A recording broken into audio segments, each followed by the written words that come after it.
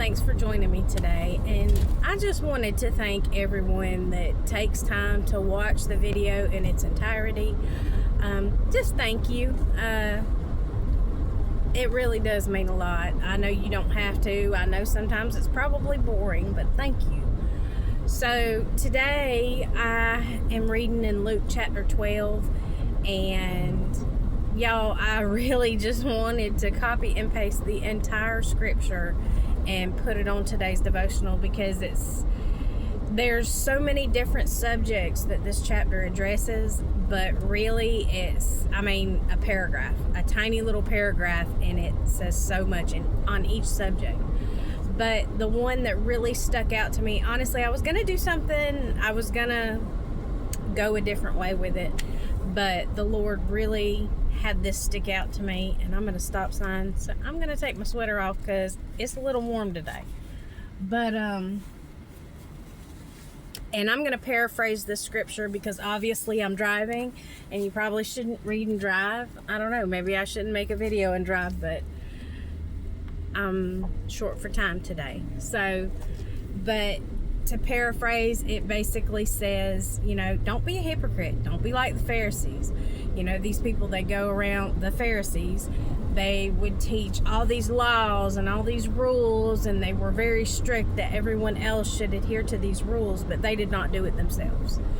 And we see that a lot today. And if we were truly honest, we would look and say, you know what, I've told someone this, whatever in the Bible, giving them this, and then I turn around and I don't even do it myself. We honestly, every single one of us does that, just a little bit. But anyways, back to the scripture, and then it goes on to say, whatever you have done or said in the dark, it will come to the light. And the first thing that popped in my mind was gossip. We like to talk about people, and then we like to justify it. I won't get into the famous church people gossip where we got to pray for them because this and that. We'll leave that one alone. But we like to talk about people and say, well, it's true. But honestly, even if it is true, is it really our business to say it? And I am the world's worst because I have always been the kind of person that is going to call something out like it is. And, the Lord has been dealing with me in stages. First, he's like, let's tone it down and not be so mean with it.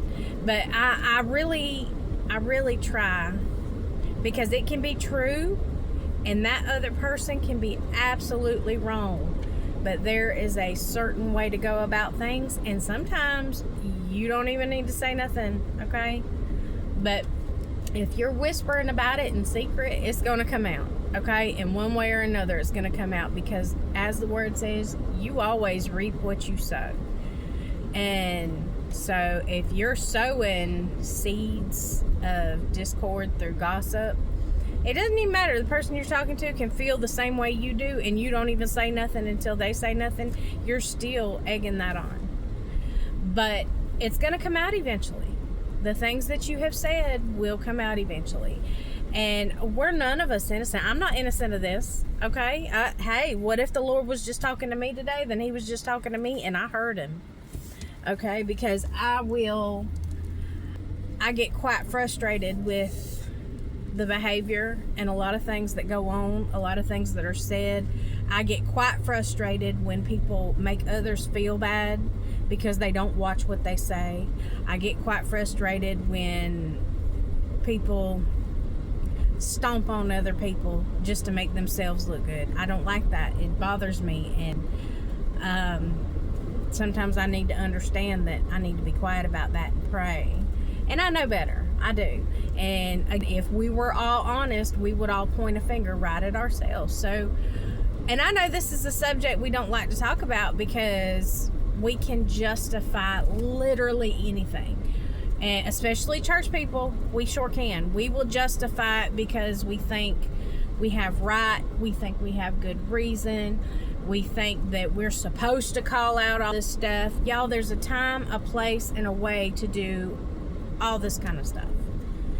And I think that's where I need the most work, is discerning the time, the place, and the way. Because you can do the right thing the wrong way. My pastor says that all the time, and he is absolutely right. You can do the right thing the wrong way. And I'm going to tell you, there are times if you do the right thing the wrong way, you will blow something to pieces. And then God is going to have to turn around and fix everything you blew up because you did the right thing the wrong way. How do I know that? Because I've done it. So I don't say all this stuff to point a finger at nobody, because like I said, if this wasn't for nobody else, it's for me. So be what you say. Even if you go home and say it to your spouse, because that's my problem. Because listen, I don't trust anybody enough to go talking to them about anything. But when I'm at home in my safe space, I'm going to go to my husband and I'm going to say, did you see that? Can you believe that? I can't believe that. And you know, he'll talk to me too, because, I mean, we're each other's best friends. But we shouldn't be doing that. I mean, because God's still there, you know? And that's just something maybe it's just me, but it was worth sharing. So I hope everyone has a great day. I hope you have a great weekend. I hope you are having an awesome holiday season. I hope you remember the reason. That's why we're going through Luke. And we're just kind of focusing on Jesus' teachings right now. But he is the best gift. He is everything to everyone. I love y'all. Have a great day. See you next time.